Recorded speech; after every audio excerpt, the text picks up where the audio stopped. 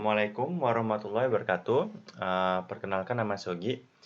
Jadi dalam video ini merupakan tutorial mengolah data dengan software namanya Smart PLS. Jadi untuk video ini contoh kasusnya adalah contoh kasus second order namanya.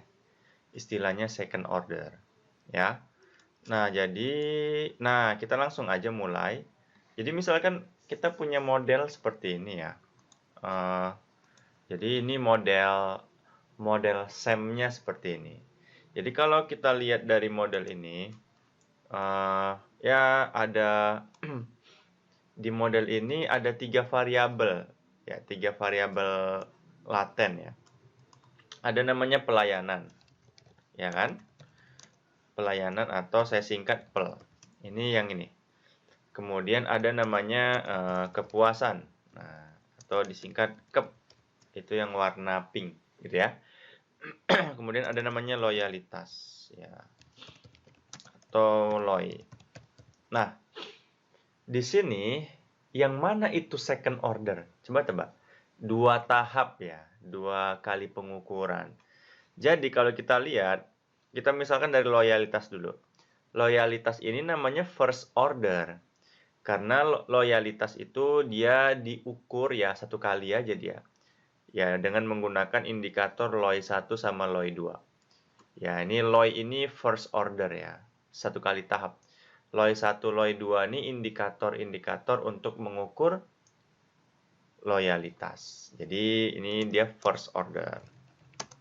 Oke.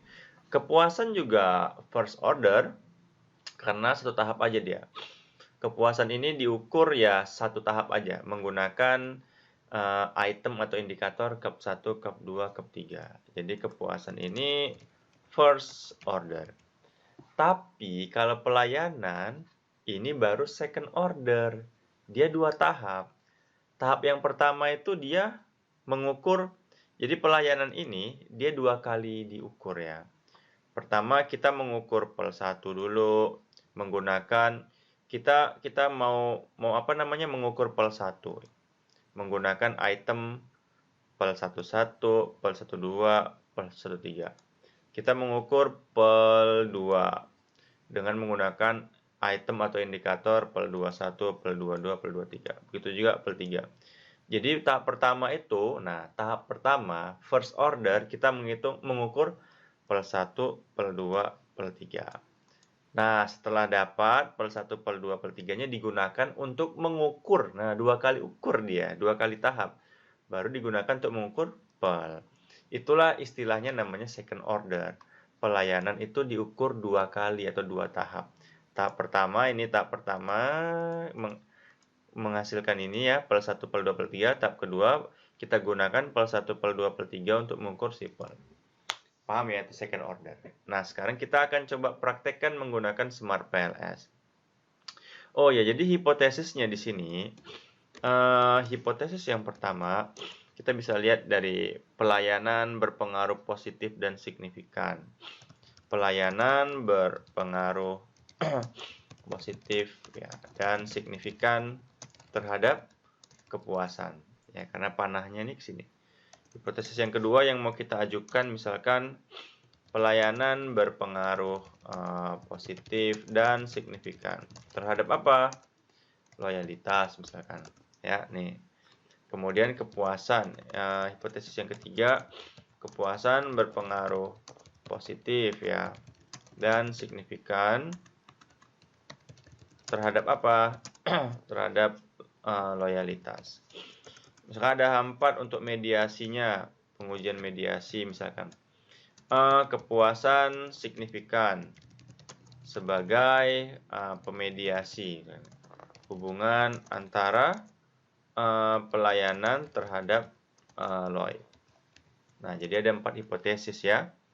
Satu hipotesis mediasi atau pengaruh nggak langsung. Nah, datanya itu teman-teman, ini datanya sudah saya siapkan. Datanya seperti ini. Nah, kita bisa lihat di sini. Nah, ini untuk pelayanan ya. Pelayanan ini second order. Ini PEL 1, PEL 2, PEL 3 seperti di gambar tadi. pel 1, pel 2, pel 3, nih pel 11, pel 12, pel 13 untuk mengukur pel 1. Kemudian untuk kepuasan hanya ada 2 item ya, indikator loyalitas ada 3. Nah, tahap selanjutnya adalah kita membuat apa namanya? Ini saya hapus saja dulu. Kita membuat file teks dokumen, kita pindahkan data Excel tadi ke teks dokumen ya. Teks dokumen misalkan data smart PLS ya. Nah, ini kan masih kosong. Kemudian kita copy datanya yang ini. Nah, ini judulnya ikut ya. Kemudian kita tarik ke bawah. Kita copy, kemudian kita pindahkan di sini. Nah, ini dia. Sudah kita pindahkan, jangan lupa di save. Kemudian di close. Oke, datanya sudah kita pindahkan ke dalam teks dokumen. Sekarang kita jalankan Smart PLS-nya. Di sini saya menggunakan Smart PLS versi 3. Oke, ini dia. Sekarang kita bisa lihat di sini. Sekarang kita pilih file, ya, create project.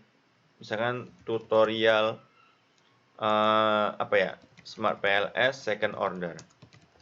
Ya, itu nama projectnya. Maka akan muncul di sini double click to import data. Kita mau import datanya. Datanya ada di D, kemudian my YouTube, kemudian tutorial, smart PLS, kasus. Nah, ini dia. Kita pilih open. Kita pilih OK. Nah, ini datanya sudah berhasil diimport. Jadi datanya ada 100 baris ya datanya. Sekarang kita mulai menggambar modelnya. Nah, kita mulai menggambar di sini. Kita buat ada 1, 2, 3, 4, 5. Ini ada satu lagi. Oke, di sini kita beri nama pel 1 ya kan? Tadi kan di sini ada pel 1, pel 2, pel 3 kan? Di sini pel 2. Kemudian di sini pel 3. Nah, di sini baru pelayanannya. Oke, ini second order. Di sini kepuasan. Di sini ada loyalitas, kan? Oke. Nah, di sini kita rapikan sedikit. Nah, kita masukkan dulu indikator untuk pel 1, kemudian indikator untuk pel 2-nya, untuk pel 3 kita masukkan, untuk kepuasan kita masukkan di sini, untuk loyalitas kita masukkan ke sini. Oke, kita rapikan dulu ya gambarnya seperti ini. Nah, oke, kira-kira seperti ini. Ya, kita buat panah lah misalkan di sini, di sini. Nah, ini second order. 1, 2, 3. Nah, ini kan masih merah ya. Karena dia masih merah, ini gabungannya. Jadi pel 1 sampai pel 3 ya, kita masukkan ke sini dalam ini. Nah, ini dia. Tapi kan ini seperti ini. Maka kita apa namanya? Kita sembunyikan di hide. Ada pilihan hide kan? Kemudian kita pilih hide. Nah, ini dia. Jadi dia second order nih. Gitu ya. Oke, jadi sudah kita definisikan ini second order. Nah, sekarang tinggal coba kita run dulu. Kita pilih bootstrapping misalkan. Kita pengen ngejawab hipotesisnya aja langsung dulu. Oh, nggak usah. Jadi kita mau uji validitas sama reliabilitas terlebih dahulu. Tuh namanya pengujian outer model. Apakah item pel 11, pel 12 sampai LOI 3 tuh valid atau enggak ya. Kita pilih calculate PLS algorithm, kita pilih start calculation. Nah, di sini kita pengujian nilai loading dulu. Nah, ternyata kita lihat di sini itemnya valid semua dia. Ini valid. Kalau warna hijau valid. Jadi ini namanya nilai loading ya. Kalau nilai loading itu kalau di atas 0,7 itu valid. Jadi cup 1 valid, cup 2 valid, LOI 1 valid, LOI 2 valid. Semuanya dia valid. Seperti itu ya. Oke. Nah, kemudian dari sisi pengujian reliabilitas dengan composite reliability juga sudah reliable. Dia di atas 0,7. Untuk AV-nya juga sudah lolos ya. AV-nya di atas 0,5 udah lolos. Nah, baru kita mau ngejawab hipotesis yang ini. Kita pilih calculate bootstrapping. Nah, ini bootstrapping ini untuk tujuan pengujian hipotesis. Ini lagi proses bootstrapping, maka hasilnya muncul. Nah, kalau bootstrapping ini hasilnya berubah-ubah ya. Kita bisa aja bootstrapping sekali lagi. Karena setiap kali bootstrapping, nilai p-value-nya selalu berubah. Nah, ini p-value-nya berubah kan, ini kan 0,062. Kalau kita bootstrapping lagi, dia berubah. Jadi bootstrapping itu memang apa ya, resampling gitu, kayak apa namanya, simulasi gitu, simulasi mengambil sampel secara random dia, seperti itu.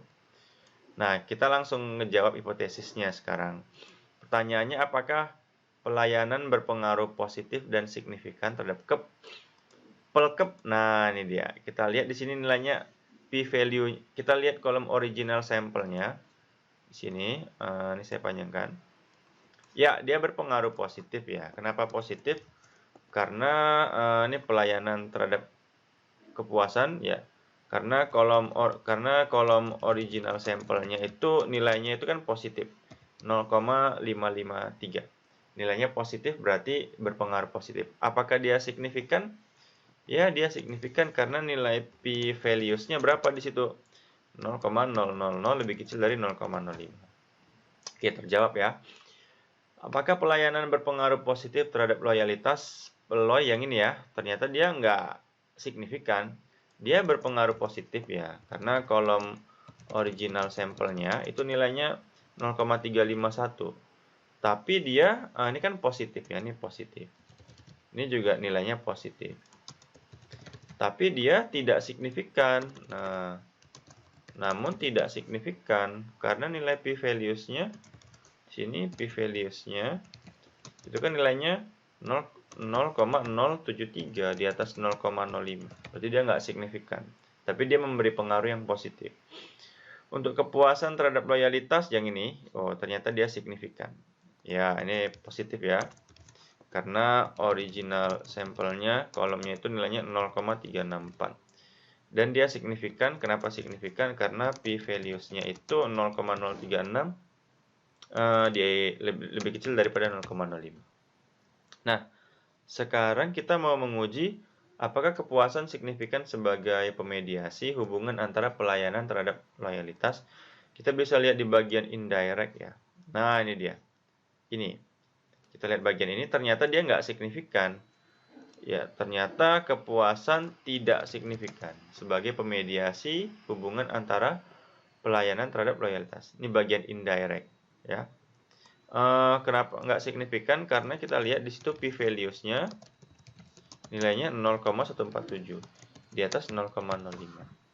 Nah, seperti itu dia. Jadi udah paham ya?